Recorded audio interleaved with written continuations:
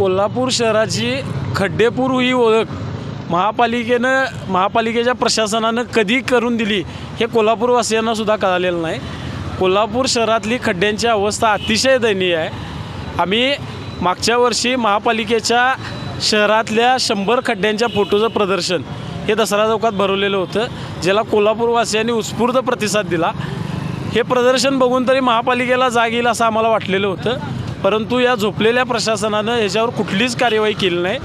आज आम्ही शहरातल्या खड्ड्यांचा वाढदिवस या ठिकाणी साजरा केला। या वाढदिवसाच्या मी प्रथमतः महापालिकेच्या तज्ज्ञ अभियंत्यांना, अधिकाऱ्यांना शुभेच्छा देतो। या प्रकरणाचं गांभीर्य त्यांनी ओळखावं, अन्यथा आज आम्ही बड्डे केला आहे। बड्डे गिफ्ट आम्ही महापालिकेला लवकरच द्यायला येणार आहे। या कोल्हापूरचं उर्फ खड्डेपूरचं काय नुकसान केलं ह्या प्रशासनाने? अक्षरशः महिलांची अवस्था, वयोवृद्धांची अवस्था, लहान मुलांना हे धुळीचे त्रास होतात। ह्या सगळ्यामुळं ह्या प्रशासनाला कधी जाग येणार आहे? आणि इतक्या म्हणजे किती शेकडो कोटी जवळजवळ आला आहे, फोटो लागले, पोस्टरबाजी झाली, पण हा निधी गेला कुठे? ह्या निधीचा नेमका उपयोग कुठे झाला हे तेवढं प्रशासनाने आम्हाला सांगावं।